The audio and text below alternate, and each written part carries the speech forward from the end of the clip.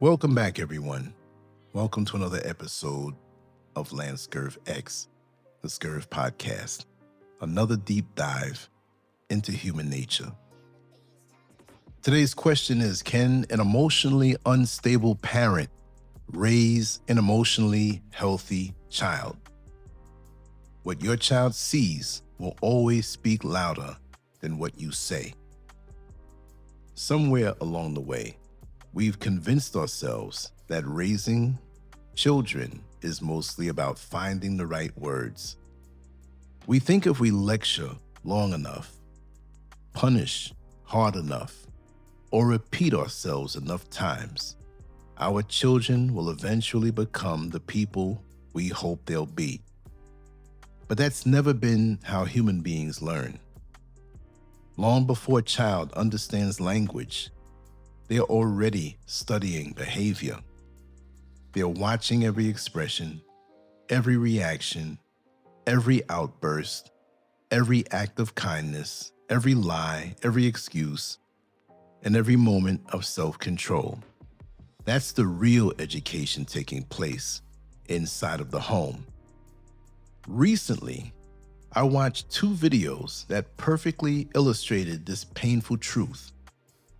In the first, a mother appeared completely overwhelmed, crying uncontrollably while asking why her child refused to listen to her. She desperately wanted answers and sympathy. Then another video surfaced showing what appeared to be that same mother speaking harshly and using profanity toward her young daughter over something that seemed small and ordinary.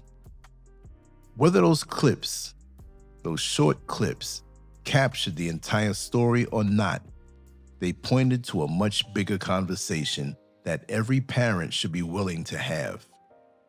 They forced us to ask whether children are really rejecting good guidance or responding to the emotional environment they've been living in every day. That's the conversation most people avoid because it's uncomfortable. It's very uncomfortable. It's easier to blame the child.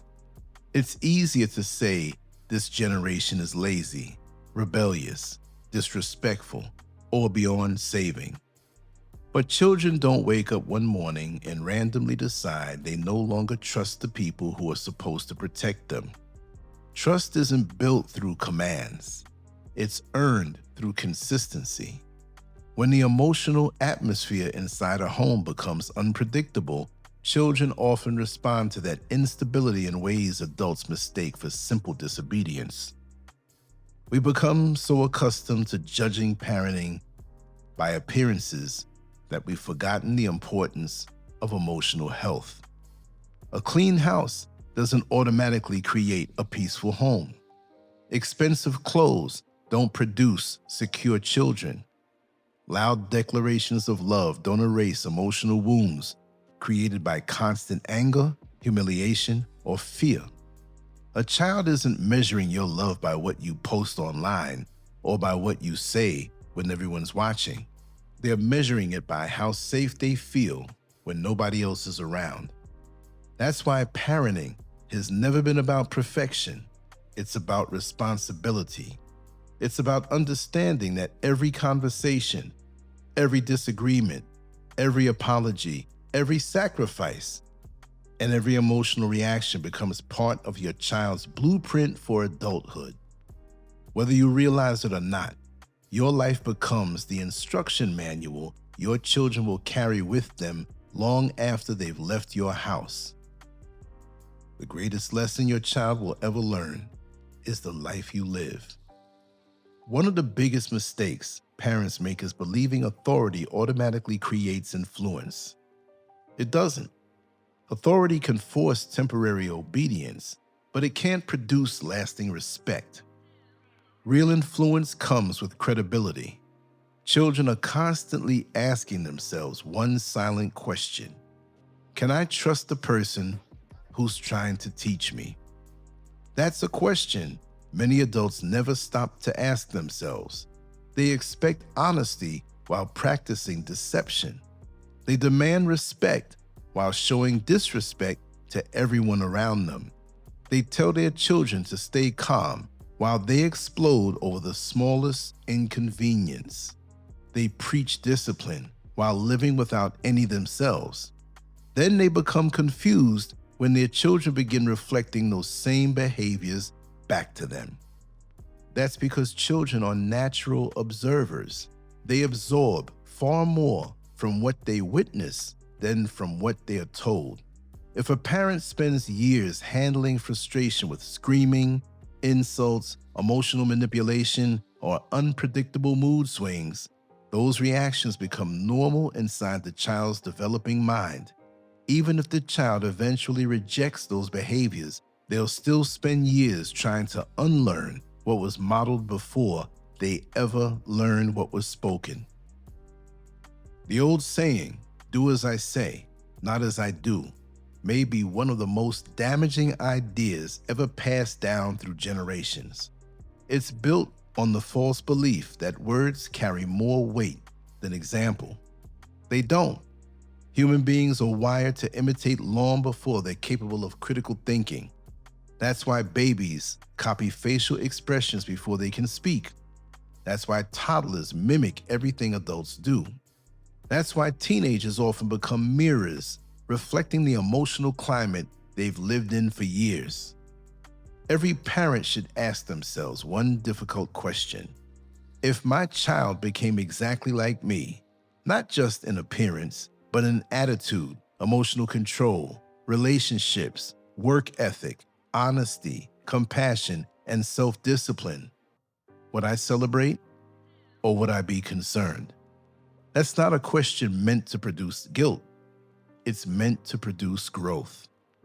Because before we ask why our children aren't changing, we must first have to ask whether we're willing to change ourselves. Emotional safety is just as important as physical safety. Most parents understand the importance of protecting a child from physical harm. They'll make sure the doors are locked, food is on the table, and strangers stay away. They'll work overtime to provide clothes, school supplies, and a roof over their children's heads. Those things matter because a child deserves physical security. But what about emotional security? That's the question we rarely ask. And it's the one that may determine whether a child grows into a confident adult or spends years trying to recover from invisible wounds. A child can live in a beautiful home and still feel emotionally homeless. They can have every material possession imaginable and still walk through life wondering if they're truly safe around the people who claim to love them. Emotional safety begins with predictability. It begins with knowing that a person who hugs you today won't humiliate you tomorrow over something small. It's knowing that mistakes become opportunities to learn instead of excuses for emotional explosions. It's knowing that love isn't something that's handed out only when you've performed well enough to deserve it. When children lose that sense of emotional stability, something inside them begins to change. They stop expressing themselves freely. They become cautious. They overthink every word before they speak. They learn to read the emotional weather inside the house before they decide whether it's safe to ask a simple question. Instead of focusing on being children, they become experts at surviving the moods of the adults around them. That's not childhood.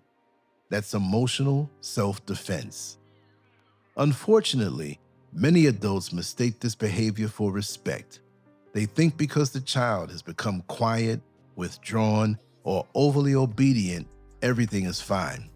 What's actually happening is much more tragic. The child has learned that expressing themselves carries emotional risk. They've stopped being themselves because they're trying to avoid becoming the next target of someone's frustration. That's not discipline, that's fear wearing the mask of obedience. Children don't need perfect parents. They need stable ones.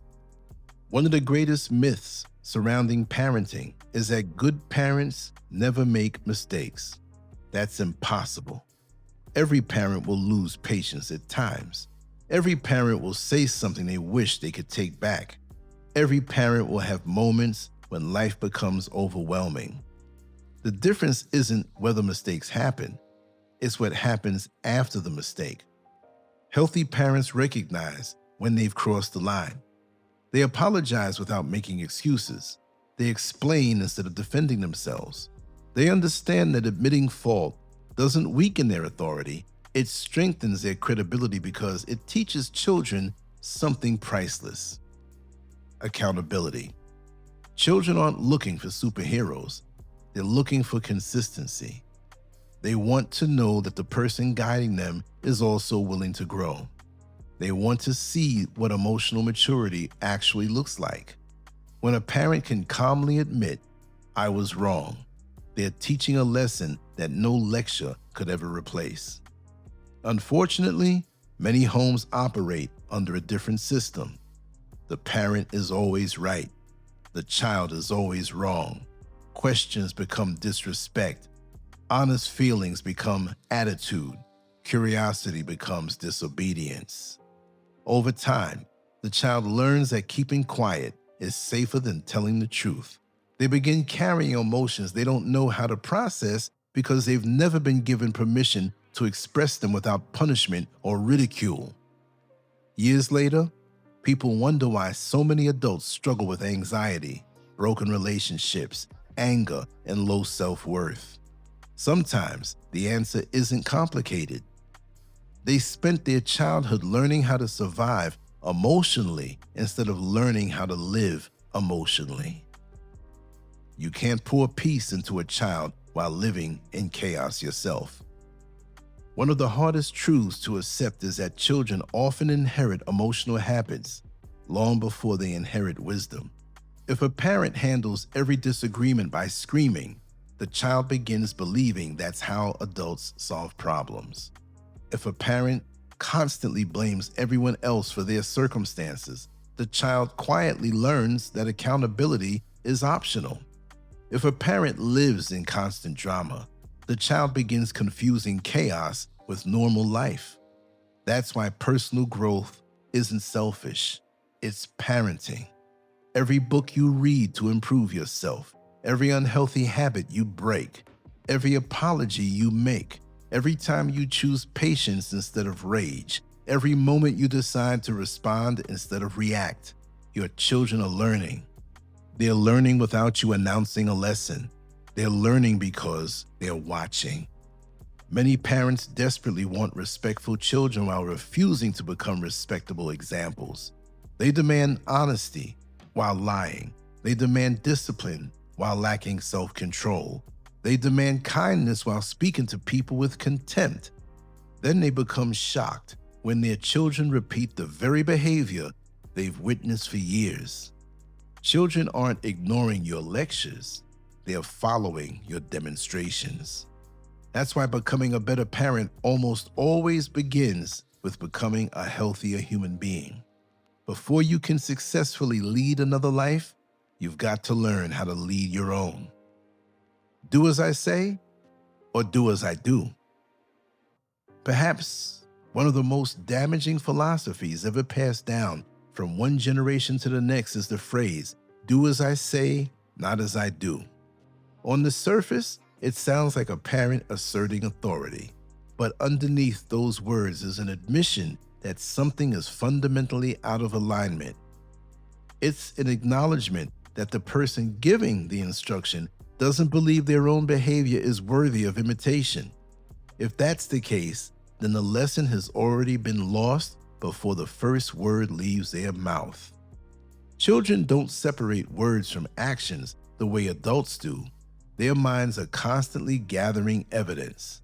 Every promise that's broken, every unnecessary outburst, every display of patience, every act of generosity, every lie, every excuse, and every honest apology becomes another piece of information stored away in the blueprint they're creating for adulthood. That's why example has always been the greatest teacher. It's impossible to spend years showing a child one way of living while expecting them to embrace another simply because you demanded it. Many parents believe their authority comes from the title of mother or father. While those titles deserve respect, respect doesn't automatically produce trust. Trust is earned through consistency, fairness, emotional balance, and integrity. A child doesn't simply ask whether a parent loves them. Deep inside, they're asking a much more important question. Can I trust the person who's trying to prepare me for life? If the answer to that question becomes uncertain, every lesson that follows begins to lose its impact. That's why so many parents become frustrated when they discover that lectures alone don't change behavior. They've spent years trying to discipline a child without first examining the emotional climate that child has been living in. It's much easier to criticize the fruit than it is to inspect the roots. Yet every gardener knows that unhealthy roots will eventually produce unhealthy fruit. Families operate the same way. Rebellion isn't always rebellion. One of the biggest mistakes we make is assuming that every child who resists authority is simply rebellious. Sometimes that's true, but many times what appears to be rebellion is actually self-protection. It's the response of a child who's trying to make sense of an environment that feels emotionally unpredictable. When a child never knows which version of a parent they're going to encounter, uncertainty becomes part of their everyday life. Imagine living with someone whose personality changes from one hour to the next. One moment they're affectionate, encouraging, and full of warmth. The next moment they're shouting, insulting, humiliating, or speaking with unnecessary cruelty over the smallest inconvenience. Over time, that emotional inconsistency creates anxiety. The child stops relaxing because they're constantly preparing for the next emotional storm. They begin studying moods instead of enjoying childhood. When that child eventually becomes distant, withdrawn, or resistant, many adults immediately label them as disrespectful. But what if they're simply responding to an environment where trust has been broken over and over again? What if their silence isn't defiance at all? What if they've learned that expressing themselves honestly only leads to embarrassment, punishment, or ridicule? Those are uncomfortable questions because they force adults to examine themselves before pointing fingers at the next generation. It's always easier to diagnose the child than to evaluate the emotional health of the people raising them. Children don't need actors. They need authentic adults. One of the greatest gifts a parent can give a child isn't perfection, it's authenticity. Children don't expect their parents to have all the answers. What they desperately need is someone who is emotionally secure enough to admit when they've made a mistake and mature enough to correct it. Ironically, those moments often build more respect than pretending to be right all the time. There's something powerful about a parent looking their child in the eyes and saying, "I shouldn't have reacted that way. I'm sorry." That simple sentence teaches humility, accountability, emotional intelligence, and strength all at the same time. It also gives the child permission to grow without feeling that every mistake defines who they are. Far too many adults were raised believing that apologizing to a child somehow weakens parental authority. The opposite is true. Refusing to acknowledge obvious wrongdoing teaches children that power is more important than truth. They grow up believing that whoever has the loudest voice automatically wins the argument. That's a dangerous lesson because eventually they'll carry the same thinking into friendships, marriages, workplaces, and every other relationship they build. Healthy parenting isn't about convincing children that you're flawless. It's about showing them what personal growth actually looks like. Every time they watch a parent choose humility over pride, patience over rage, or wisdom over ego, they're receiving an education that no classroom could ever provide. Before you can lead a child, you must lead yourself. The greatest responsibility of parenting begins long before the child is old enough to understand words. It begins with the adult standing in the mirror. Every unresolved wound, every uncontrolled emotion, every unhealthy coping mechanism, and every destructive habit eventually spills over into the lives of the people closest to you. Children don't create those patterns. They inherit the atmosphere those patterns produce. That's why becoming a better parent always starts with becoming a better human being. You can't consistently teach peace while living in constant conflict. You can't teach emotional stability while surrendering to every impulse that enters your mind. You can't teach self-respect while demonstrating self-destruction. Eventually, the contradiction becomes too obvious for a child to ignore. The greatest investment you can make in your children isn't found in an expensive school, the newest electronic device, or a larger house. Those things certainly have their place, but none of them can replace the daily example of a healthy adult who practices what they preach. That's the inheritance that continues paying dividends long after every material possession has disappeared. Children may not remember every speech you gave them around the dinner table. They may forget many of the rules you tried so hard to enforce, but they'll never forget the atmosphere they grew up in. They'll remember how you handled disappointment. They'll remember how you treated people who couldn't do anything for you. They'll remember whether your words matched your actions. And in the end, that's the report card that matters most. The future of a community is born inside the home. Every generation likes to ask what's wrong with young people. Politicians blame schools. Schools blame parents. Parents blame social media. Social media blames culture. Culture blames the economy. The economy blames politics. Everyone points the finger somewhere else while the real conversation quietly disappears into the background. The truth is that every healthy society begins with healthy homes. Before a child ever sits in the classroom, they're already learning what love looks like. They're learning whether honesty matters. They're learning how conflict is handled, how disappointment is processed, and whether people can be trusted. Those lessons aren't taught with textbooks. They're absorbed through daily life. That's when the condition of a home will always influence the condition of a neighborhood, and neighborhoods eventually shape nations. When enough children grow up in emotionally unstable homes, those children don't simply disappear into adulthood. They become the adults running businesses, entering marriages, raising families, serving in government, teaching classrooms, enforcing laws, and shaping communities.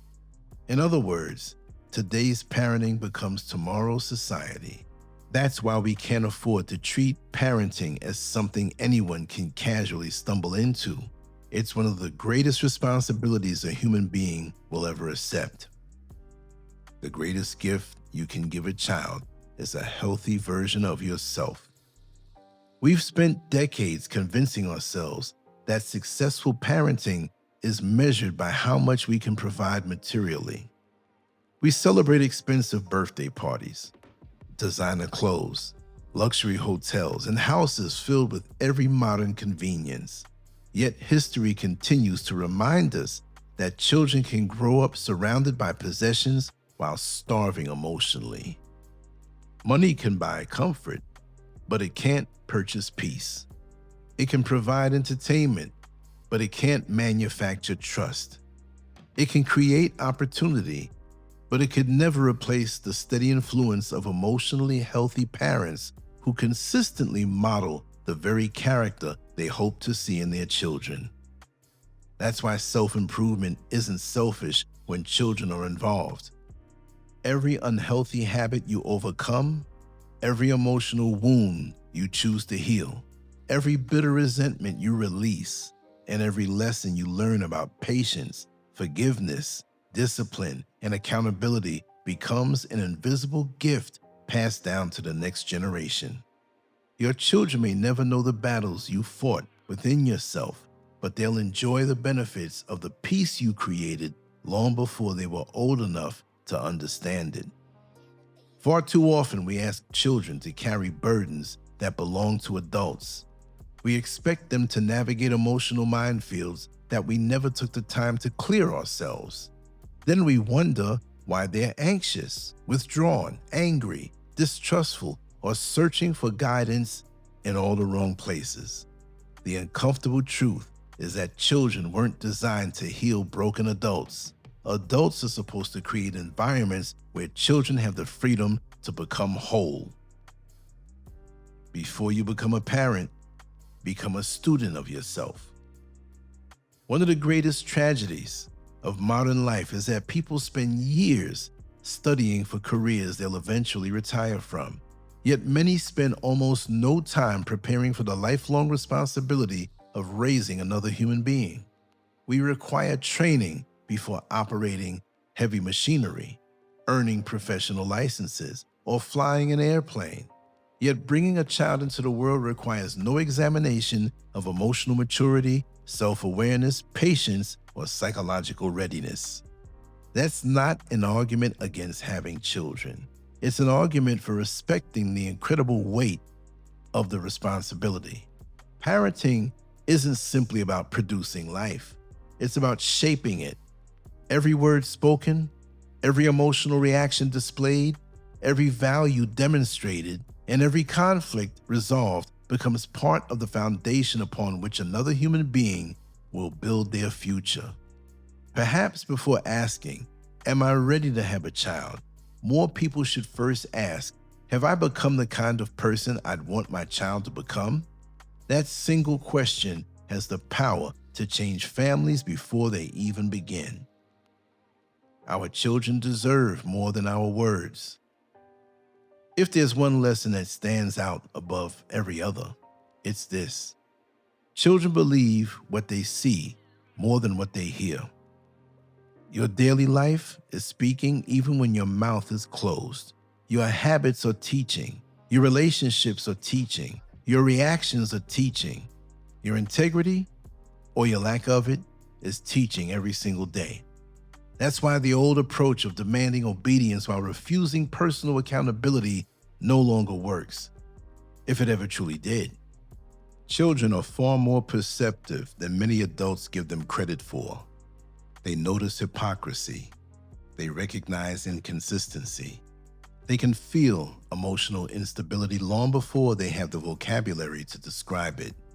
They know when someone is living one message while preaching another. Parents who genuinely want to raise confident, compassionate, disciplined, emotionally healthy children must first become examples of those qualities themselves. There simply isn't another path. Influence begins with example, not instruction. Leadership begins with character, not control. The legacy that will outlive you. Long after the toys have been donated, the report cards have faded, and the family photographs have begun to yellow with age, something far more valuable will remain.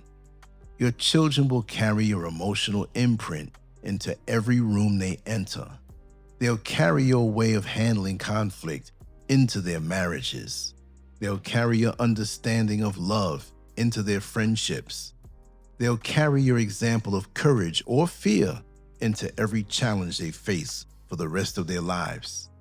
That's a sobering thought because it reminds us that parenting never truly ends.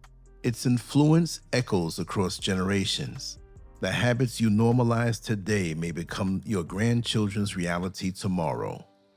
The emotional health you cultivate today may become the inheritance that protects your family long after you've left this world.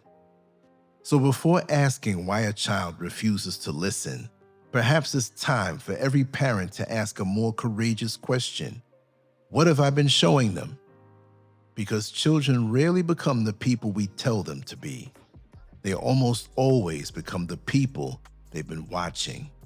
And that's a truth no amount of shouting, punishment, excuses, or denial will ever change.